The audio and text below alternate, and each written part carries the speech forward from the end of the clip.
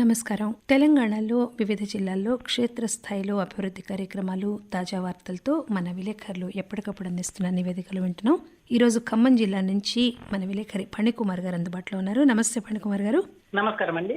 చెప్పండి, ఈ మధ్య కాలంలో జిల్లాలో చోటు చేసుకున్న ప్రధాన విశేషాలు ఏమున్నాయి?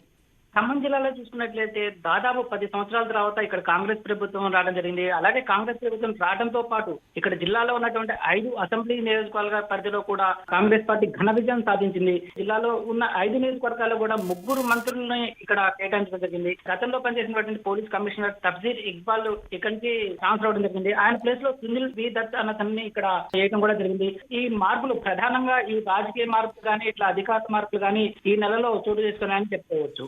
ఖమ్మం జిల్లాలో అమలవుతున్న అభివృద్ధి కార్యక్రమాల ప్రగతి గురించి వివరిస్తారా?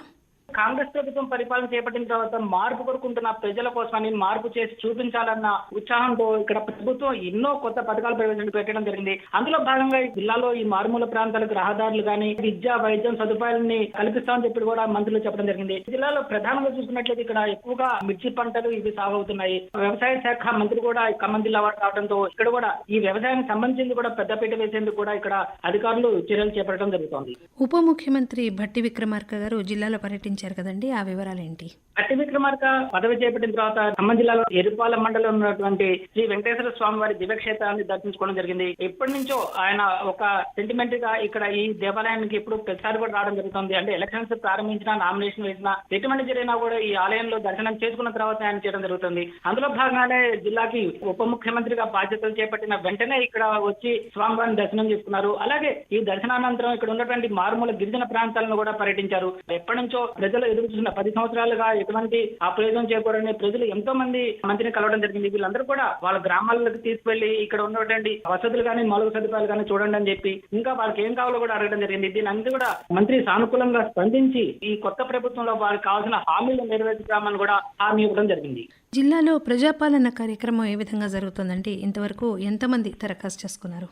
జిల్లాలో ఈ ప్రజాపాలన కార్యక్రమాన్ని ఇక్కడ జిల్లా కలెక్టర్ విపి గౌతమ్ ప్రతిష్టాత్మకంగా అమలు చేస్తున్నారు. ఇక్కడ జిల్లాలో ఉన్నటువంటి 880 గ్రామ పంచాయతీల్లో కూడా ఈ కార్యక్రమాన్ని ఉదయం సాయంత్రం 2 షెడ్యూల్ ప్రకారం నిర్వహించడం జరుగుతుంది.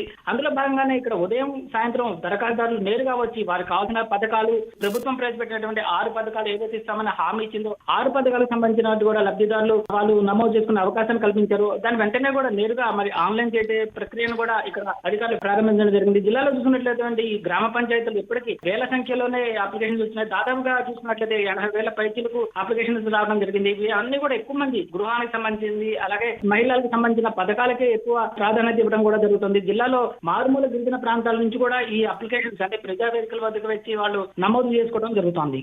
వికసిత్ భారత్ సంకల్ప యాత్ర వార్తల్లో ఉంది కదా ప్రముఖంగా. ఇప్పుడు ఖమ్మం జిల్లాలో ఈ కార్యక్రమం ఏ విధంగా అమలవుతోంది? ప్రజల స్పందన ఏ విధంగా ఉంది?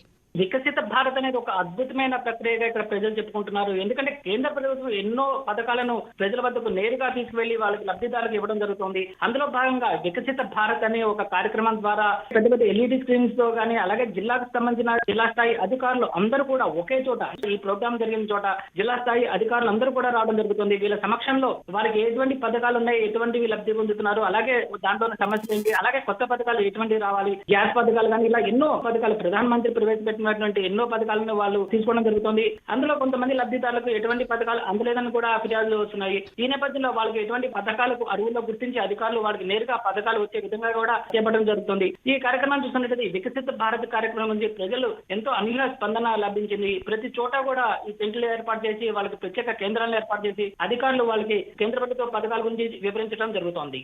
ఇదండి ఖమ్మం జిల్లా నుంచి మన విలేకరి ఫణికుమార్ గారు అందించిన తాజా జిల్లా సమగ్ర నివేదిక. మరొక జిల్లాలో వార్తలతో మరోసారి కలుసుకుందాం. అంతవరకు సెలవు, నమస్కారం.